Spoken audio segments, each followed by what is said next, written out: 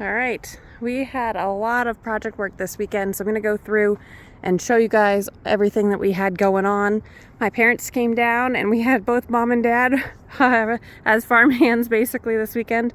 So we'll give you some pictures in between things, but really it was just head down and go almost the entire weekend. So it's a little late getting this video out, but hope you enjoy as always. We're here in North Central Mass, New England, Zone 5B, right on the edge of 6A.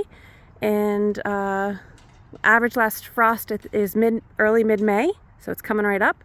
This is early May right now. I think we're May 6th right now. And yeah, you're gonna see a lot of things are planted, but we also really, as you can tell here, still have a lot of project work to do.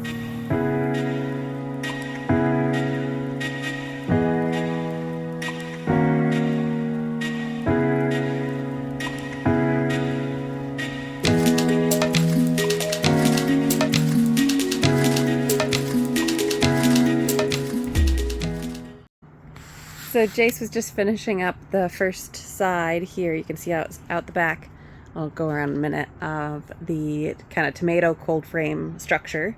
He cut up some PVC and now he's putting the plastic on.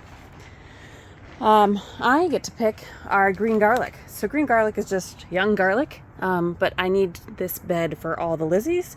So we are going to be cooking with the garlic tonight. And green garlic, I might need to, there we go, won't be bulbed yet. So there's no scape on this yet here. So that means it's not putting its energy into the bulb. So it looks like almost like a scallion. It is delicious. It's not sharp or anything. It's really good. And you can actually use all the way up to the stem up here. So we are going to be using this, and I cut about just under a pound of spinach. So that's we're gonna cook that down and make a little spinach garlic bruschetta. I have the recipe on our actually on our website if you're interested. It's flickerhillhomestead.com, and you go to the blog section and you'll see that there's a recipe from last year. I haven't done too many recipes up there, but recipe from last year. This smells amazing, by the way. So you can check that out, and it's delicious. I will post a picture in a little bit.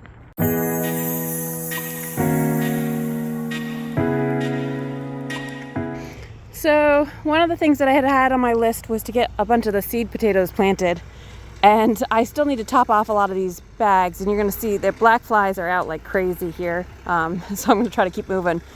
But we were able to finish 21, I think we have 23 total, but we finished 21 grow bags or so here with seed potatoes. Most of these have 2 seed potatoes in the bottom each, so I just filled the bottom with a couple inches of the compost right here. Put the seed potatoes in with the eyes facing up, and then fill them up some more. Assuming they're gonna settle, we'll top those off once we get them to a location of Jay's choice.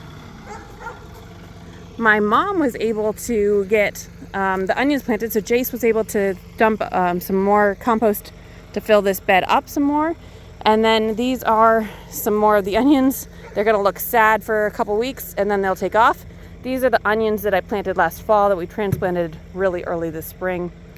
Our peas are coming up really well. So after Jay dumped the compost on, then my mom came in and tried to unbury them.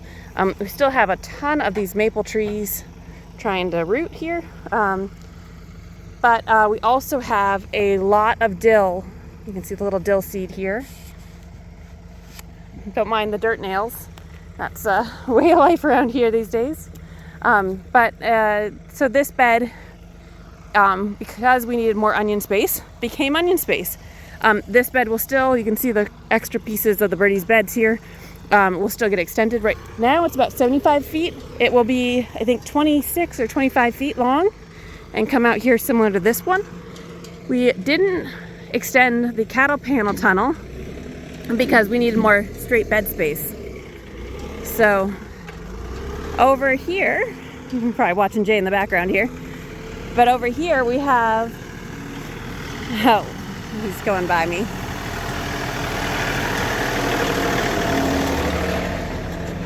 So over here we have the there's 17 potatoes. It's a random number today that they are coming up. And then I'd put the radish seeds around. Some more potatoes. So if you have seed potatoes and you're in Massachusetts, even up in Vermont, you can actually get your potatoes planted right now. They are light frost tolerant. If you're gonna get a deep freeze, just cover them with a bed sheet even would work. Our spinach is doing pretty good now. And the peas on this side are up. We have a couple peas that snuck out here. More dill. And then we've got all these little baby lettuces. These ones were the pelleted, so you can see I actually had the spacing more. And then a bunch more lettuce and even more red leaf lettuce over here. So you can see I kind of dug out a little area there. I did transplant some for my mom. Jay's over here starting to move the pile. It's actually kind of complicated to get around. It was like a Mission Impossible, or I don't know. We said tractor driving school this weekend, because we had piles everywhere, and there was like posts right in the middle here. There was another little pile over here that was in the way, and I couldn't get the tractor back to the compost, and then the guys were using the tractor, but I wanted to use it. We still had my dad's buggy, so I had that out for a little while and was using that. And so all four of us were out here doing a bunch of things. Over in this 8-in-1 tall birdie's bed, we've got radishes. And let me see. Here you go. You can kind of start to see these guys are still pretty tiny. These ones in this bed and the kale here. Skip the lettuce for a second. These are what I planted really early in the fall. Oh. He's trying to get himself stuck. Ooh, there you go. And so I'm kind of testing to see how early I could plant them and if that would get me an advantage. Of course, right after I seeded these, Jay was working on the bed right behind me here, and he had to dig out a whole section over here in order to take the corner off and then extend it out. And he piled all the soil up on here. So you're gonna see really funky seeding and like mounds over there. That's because, yeah, he was trying to help me. Well, he had no idea that this was planted. So good communication on our part there. It happens. These little guys were ones that I started somewhere else and moved them here. And then these onions were last year's. They will actually flower this year and go to seed, but they're great for having early green onions.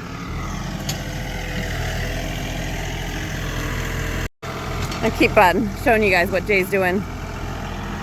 They worked on this retaining wall. You can see they got it pretty much done. So now it's all about moving dirt. But in order for him to get some of this back to where he needs it, he's got to move some of it so he can drive in to get to where he wants to go. So lots going on there. But they got the bolts all in here. You can see these extra inserts coming in for support. I'll see if Jay will talk to you guys about this process some more later.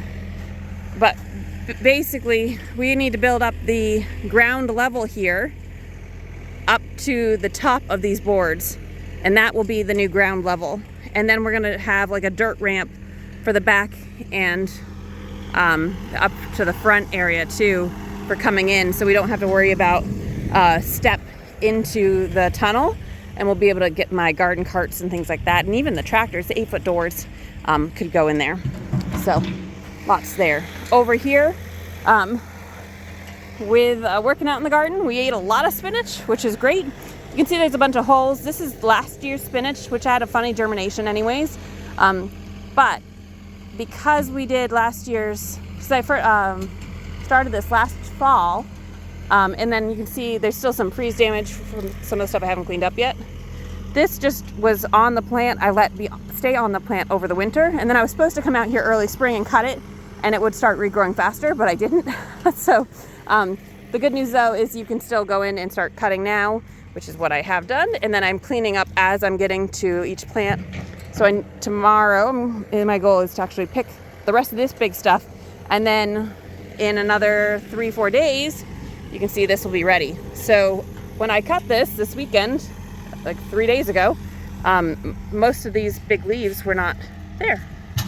So it's growing really, really fast in this type of weather. Some of these, there's I think 2 different types. There's a full savoid, which is like a wrinkly leaf, and a semi-savoid. Some of these are pretty large leaves. But texture is actually really great, and we've been cooking with it, making hand salads. But we had the spinach, we did a green garlic, because I had to pick a garlic the other day, it was in the way. So we did a green garlic and spinach bruschetta with a little mozzarella on there. It was very, very good.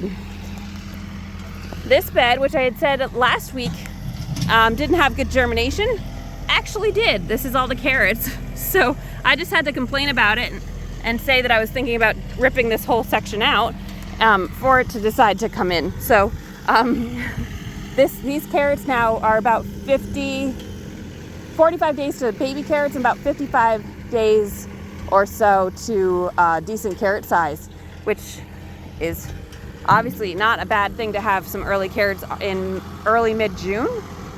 We still have about 30-40 pounds of carrots left, maybe, I don't know, 25-30 pounds, I don't know, quite a bit left in our basement fridge that we're still eating from last year. We had some in our salads this weekend, so not bad. And I still need to come in here and dig out this half and get the tractor to dig it into, and then bring some of this fresh compost over to this half to plant.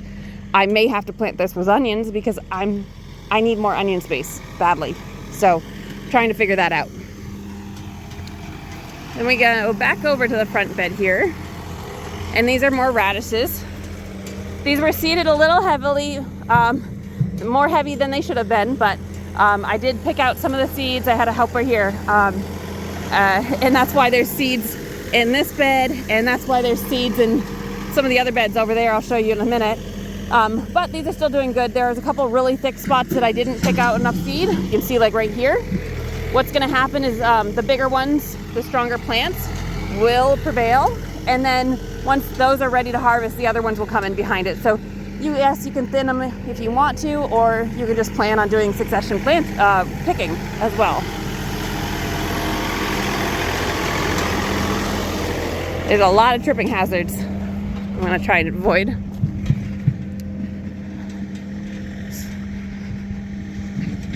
So obviously we got more deliveries of gravel and sand and stuff like that, whatever that stuff called, gravel, I think. That's the cheap stuff. And by cheap, it's still like $300 or something like that. So you can see over in this corner, it's not so bad. They actually dug that down in a little bit, but up in that back corner there, it's really interesting how it doesn't look level at all because of all the rest of the lines in the bank. But these boards are pretty much perfectly level at this point. The manual for the greenhouse and the videos we've been watching on the Rimmel greenhouse high tunnels do say that they want to be within 3 inches from front to back. So these need to be pretty darn perfect. So thankfully Jay's really good at getting perfection, but it does take some time and a lot of levels. And we got, you know, all these different bubble levels things, and it's going to be a much more timely to get this going than we originally had thought. Kind of expected something to happen, so hopefully this is it. The rest of the build goes smoothly once we get all of this going. But we have spent a lot of money on getting the right materials to level this out, and the pressure treated boards and everything. So not a great unexpected surprise. Good news is that the tunnel, you know, was a grant, so we are at least we were reimbursed for the parts of the tunnel, but not for any of the gravel here or any of the pressure treated. So you win and lose some. Over here, Jace finished building me a little extra addition onto my little hoop, and so very temporary. You can see we moved out some tomatoes in here, so these are trialing this new space to see how it is. And I have the shade cloth here. You can see the tape. I need to figure out a better solution for tomorrow's sun, but right now this type of sun is pretty cloud heavy and it's going down quickly. Here you can see one of the benefits of having a mill is we have some lumber laying around. So I made a couple benches. I need to make probably some more, but trying to figure out where the best place to put that to be out of the way of the tractor. Over here we have a bunch of things that finally got seeded, and so Mom helped do all the seeding this weekend, which was fantastic, and she potted up majority of the lizzies that I couldn't get planted. So, and Bacopa as well. So we have made a lot of progress because there's a lot of things that I'm really behind on because of timing. So she got stuff done that we didn't think was going to happen. So that includes zinnias. I hadn't seeded any zinnias. So we're at the point where you could almost seed them.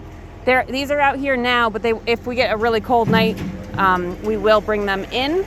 They are like low temp tonight's 50 degrees, which should be fine. I do need to go find the domes so I can cover them at night with the domes, and that will help a little bit with that. But I also left these out yesterday when it downpoured.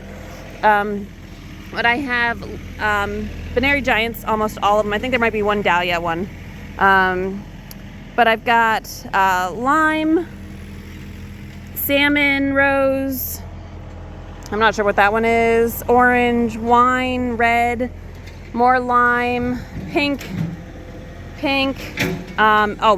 whole tray of marigolds, giant marigolds. So I've got yellow, a whole tray of yellow.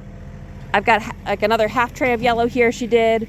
And then, let's see, the white giants I really, really loved, so that's in here. And then these ones are the cocoa gold. They're kind of an orange. Cosmos, she got that tray planted. We did white apricot, cupcake, let's see, I don't know what this one is, can something stripe, snow puff, and a mix. And then we reseeded some big beef tomatoes and some tomatillos and Cherokee carbons, just because I killed a bunch of plants. So it's really hard if you have a grow room inside and you start working out here and the weather's really nice and everything's going on out here with the project work to get time to get downstairs and continue with those plants. So some of my tomatoes are a bit leggy, overgrown, and a bit of a disaster. So hoping that will help there. Then I have a whole tray of parsley and a whole tray of basil. More zinnias, purple, creamy yellow, golden yellow, and more golden yellow. We've got multiple trays here. Go around the hose link. And you can see all the way under the table. So I did some of these and Mom did most of them. And that was really good because some of them are starting to get root bound. So definitely a little nervous on that. We set up a station out here with just a pop-up table and our Pro Mix. And just tried to go to town. Got stock and ranunculus in the front here, and then some of the lizzies did get a little burnt from, was it 2 weeks ago, a week and a half ago? But most of them are doing okay and recovering fine. That does happen. Over here we've got some radishes, and so these ones are a little bit further ahead. You can see the leaves size. This one was planted ahead of that one, but with that being a taller birdie's bed, this is actually 1.5 of the 8-in-1 low birdie's beds. That one actually gets warmer, and I believe gets better sun than here because of the shed here blocking these beds. So it's gonna be interesting to see the timing, but my goal is to get 70 bunches worth, which is about 700 to 800 radishes to be harvested at one day, all at once. Crazy. Here's some more of the extra seed that I pulled out of the other bed with onions around them. And so these beds will all be peppers, or potentially more onions, but they're supposed to be peppers. And so I can use the radishes because these radishes will all be harvested by the end of May. They're about 21 to 28 day radishes. Definitely have some cleanup to do. All right, going inside the tunnel. Oh, this is another grow bag of potatoes. I have them a little everywhere. We bought, let's see, I think we had the rack, but we brought up more peppers. These peppers, I've removed the shade cloth on top of those now, and it's been so cloudy that those peppers comboed with the 40% shade cloth in here already are doing fine. Dug out, added compost, and planted this whole front bed with Lizzie's. These are mostly the dark blues, the deep purples. Having them in here will help control the environment, which means the darker colors of Lizzie's do sometimes get blotchy from the raindrops. So I can control that a lot better having them in here. Our hanging baskets are doing really well. So that's a white bacopa here. These will start draping over the edge. They're not as far along as I wanted for Mother's Day. So they'll probably be more of a Memorial Day type of hanging basket, but I'm actually okay with that because these don't want to be too cold. So anyone who would buy them would take on the risk of having to remember to bring them inside. The baskets down here on the ground are the ones my mom was able to actually plant up for me this weekend, which was really helpful. I also have the viola and ranunculus in the center, these two planters. So I need to clean up some more violas here. More of a bacopa blooming there. I've got the two strawberries, and there's some baby strawberries here. So I need to feed these strawberries. I fed them with a not a big bloom, but with the fish and seaweed instead this last time. And then here you can see the purple in the back there that's starting to open. So some of them are purple and white mixed, some of them are solid purple, some are solid white. Okay, coming back over here. So we do need to have another string put up, so these can get hung. So that's on the list. These tomatoes are fully hardened off, so I do need to start getting those into the tubes and doing more testing on fertilizing remedies to go with the fiber dust cocoa core bags. I did do a heavy fertilize on these guys the other day, so you're going to see some blotchies, but that's actually just the fertilizer, so that's fine. But there's some peppers growing that I missed. I found another couple on the batch I just brought out. Can't find all the buds all the time, it's just part of it, but these guys are really healthy. Actually, they're doing pretty good. They'll do even better now that they're out here with better solar, or natural solar.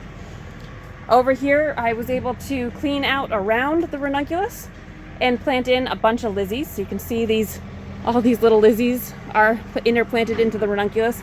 This is last year's ranunculus. I also ended up having to trim a bunch of these. These were not as healthy plants, and so I cut a bunch of the blooms, and because we were starting to get aphids, the ants were starting to bring the aphids up towards the stalks of the blooms. And so this afternoon I cut them. I'll insert a picture of some of the colors. They're really just pink and white in this section. The Dusty Miller is massive, so I need to start doing some testing on vase life and timing of cutting and things like that. The eucalyptus is stunning, so you can see I've got multiple, and I also have a tray that has some eucalyptus in it here. I've got, let's see, eucalyptus lemon, I think it's this one here, And then I've got the silver eucalyptus. Oh, that smells really, the lemons really smells delicious. Oh my goodness. Looks like some kale got in here, maybe, as well. Wow, that's so perfumey. And then I've got more Dusty Miller. So this stuff is what this guy is here. So I need to transplant these out. And you can see their tray's really sad, but at least they're alive. All right, so the other thing that I've been watching very closely, as you guys know, is we are just under a week away from Mother's Day. It's Monday now, and Mother's Day is coming Sunday. And I've been trying to push the Big Bloom OMRI fertilizer on this half and over here, and this half here for the ranunculus, and I wasn't sure if I would make Mother's Day. So I think we're going to be pretty darn close, but right after is my assumption here. The good news is I have some buds here. The bad news is usually at that stage it takes like a week and a half maybe to actually get to open. I've got more buds over here. You can see they look kind of like leaves coming up, but you look closer and they are actually buds. Another one here. So the fertilizing did push. Got like 3 or 4 over here. You can see all these ones here. So the fertilizer did push, but it was a little too late kind of situation here. These will bloom, should bloom, I should say, for about 4 or 5 weeks. There's another bud back here you can see. So they are shooting up, but I think I'm going to be just behind the Mother's Day, which I was really hoping to have a good amount to put for sale. So a little bummed by that, but the Snapdragons are also looking roughly about the same timing, and more of the feverfew it's looking around the same timing as the ranunculus. So it is what it is. A little bummed, but okay. I did trim the giant pansies today here in this back corner. I am at 11 3/4 inches when those were on the flowers around there, so really close, which means that the next buds should be over 12 inches, which is so awesome. So pretty close, and that's without actually fertilizing that back plant, so it's just natural in that corner. So I may do a lot more of those coming, and have those for possibly fall, but also for next spring. So if that's something you are interested in, let me know. But yeah, so lots going on in here. Tomatoes are still looking funky in the fiber dust, but I did fertilize those. And because of the aphids, I did actually go through and do, since we're still keeping this greenhouse pretty closed up, I did do neem actually spray today. So it smells pretty rough in here, but, oh, and I planted these lizzies too. I don't know if I called that out. And moved a bunch of dill out of this bed and some tomatoes out of this bed. The tomatoes are right up here.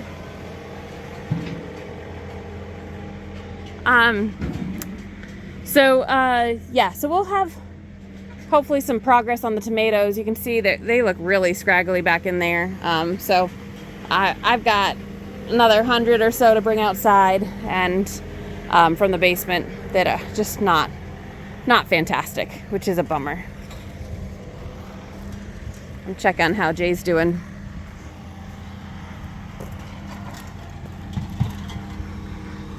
A lot of people ask about the big tool rack in the back. It adds a little weight in the back, which is great for a tractor, but the storage of having all of the tools right there when you need them is really, really nice.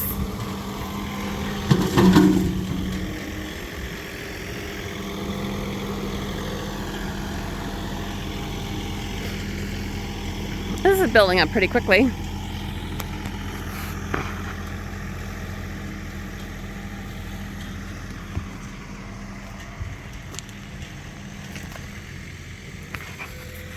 So back here, he's going to build this up a little bit as well, and we are going to do some bank management on the back here, and probably plant a bunch of stuff on the back to try to make it so it doesn't have washouts.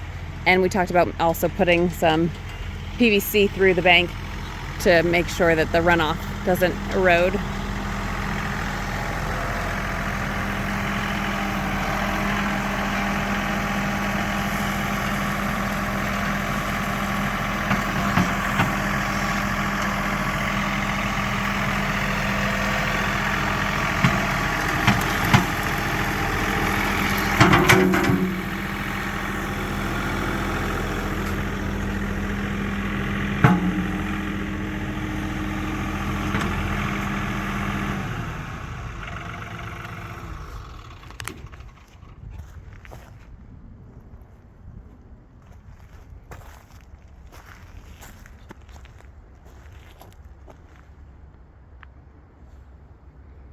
So what do you think? Don't know yet. All right, I'm gonna keep going over here. Let him work in peace. I do have a giant delphinium that came back pretty good in the whiskey barrel here. The other basket whiskey barrel doesn't have much alive, so I need to come in and clean up the rest of this and get that planted. Got irrigation. Someone asked me about that. So from the house here, you can see a hose link there at the house.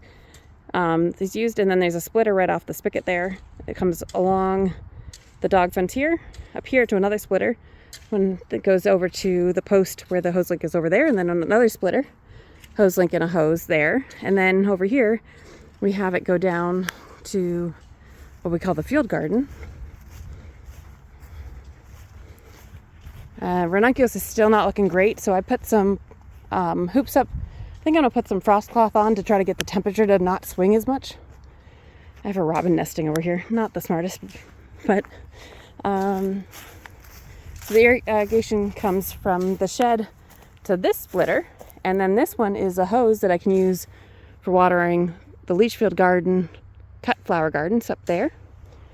And then this one goes to all of the garlic here and all of the onions here.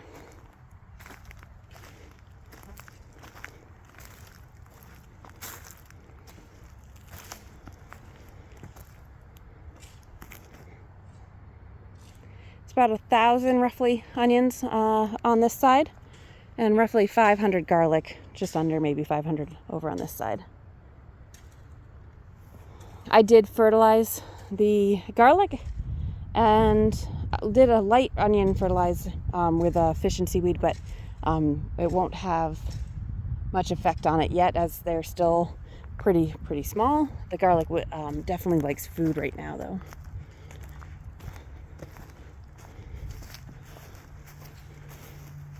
Over here, delphiniums are doing really well, coming up through here, through all the weeds, thankfully. They're pretty strong plants. And then here's the smaller delphinium. It's like a blue and white mix, I think. The rhubarb is massive, so we could actually start harvesting that and start making stuff with it. We did have, finally, some asparagus coming up. I'm hoping for a lot more, since this is year 4, so this is the first year we'll actually be able to eat the asparagus, harvest it. Here's a massive one. There. I need to come over and clean this, and I don't know what to do with all these weeds. But there's some more coming back up there. I did find some, and more in there even. I don't know if you can see that or not. I did find some vole or mole holes in underneath the asparagus, which is why I thought that this whole patch had been ruined, but it looks like we will actually have a decent amount, thankfully. I threw some seeds in here. I'm not sure if they will come up or not because I'm not watering this, but we have had a decent amount of rain, so hopefully it looks like we have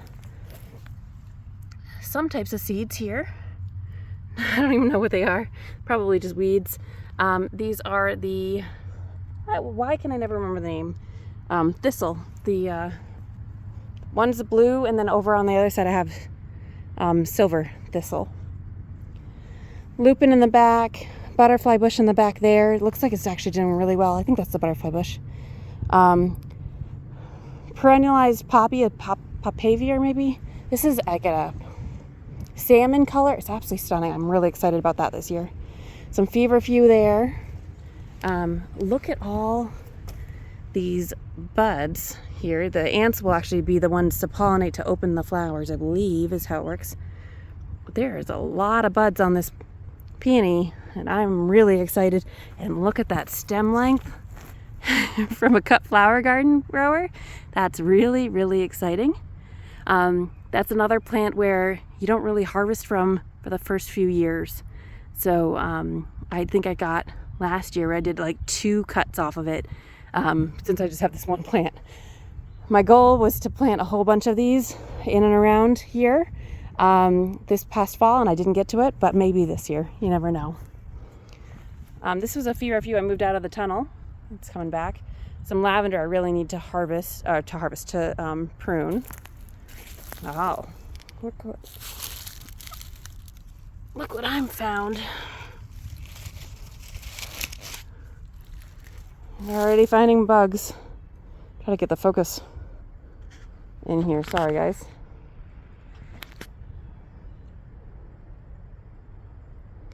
I'm gonna move him out of the perennial garden.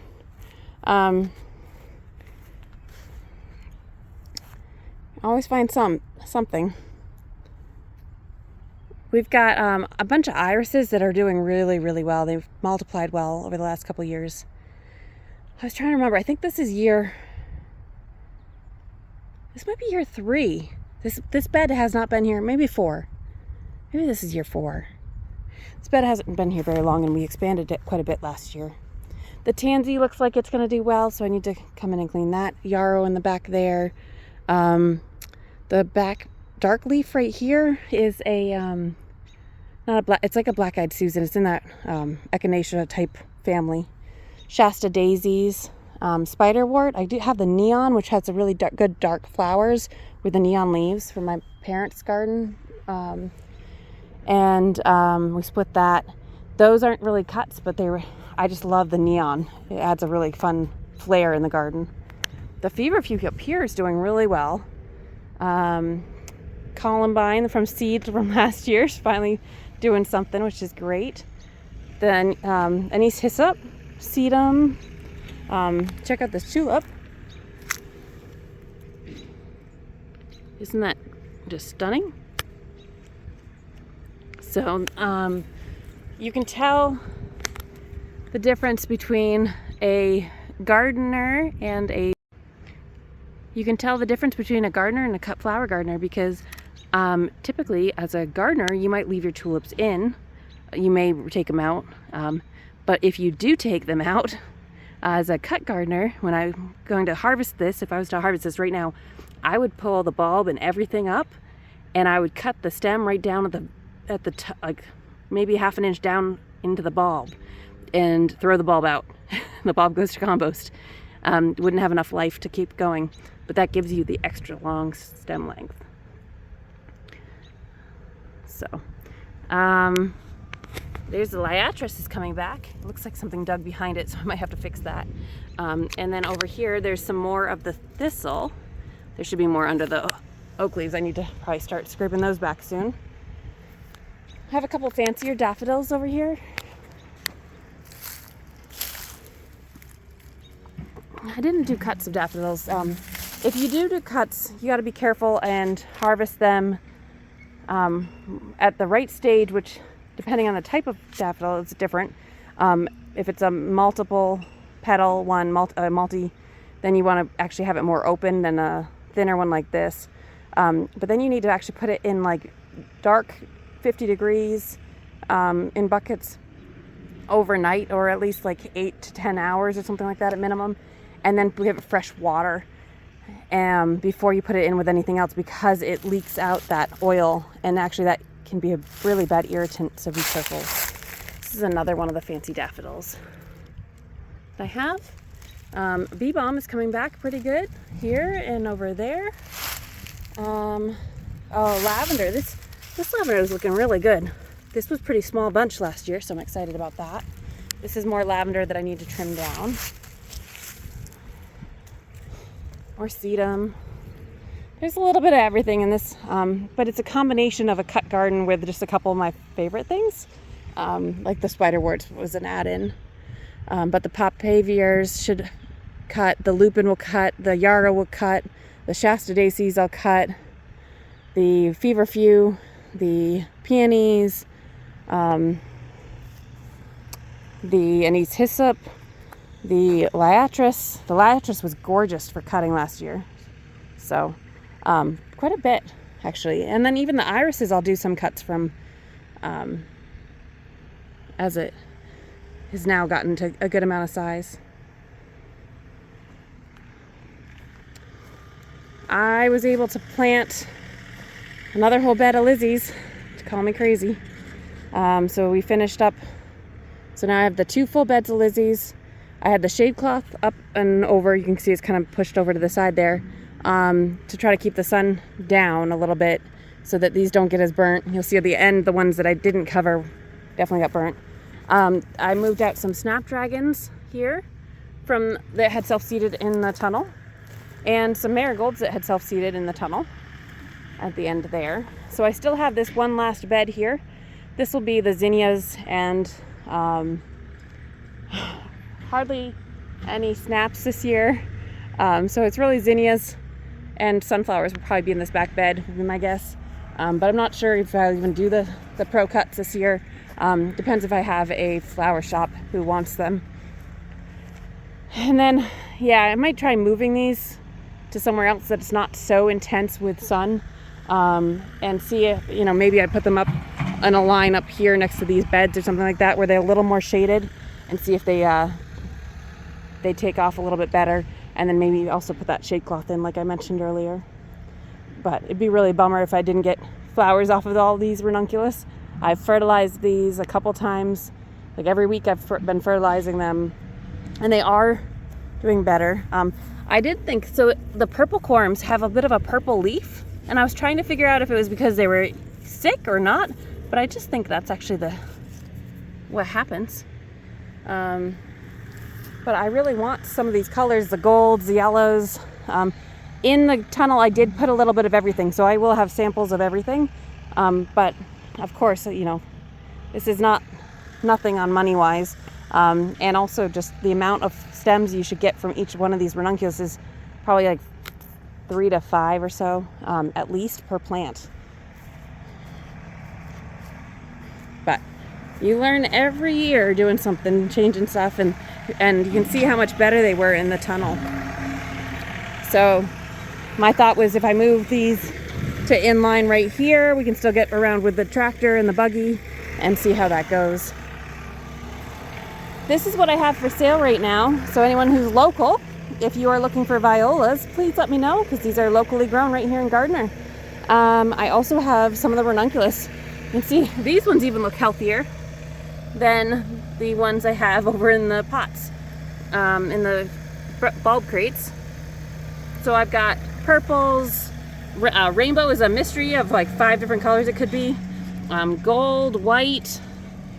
I've got some mixtures where it's violas and ranunculus in the center there. Make some really nice Mother's Day little planters for your porch.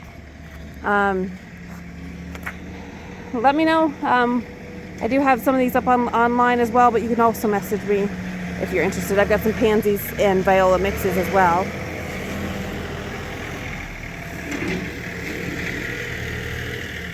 Lots going on this weekend. Hope you enjoy, and as always, like and subscribe please if you enjoy our content.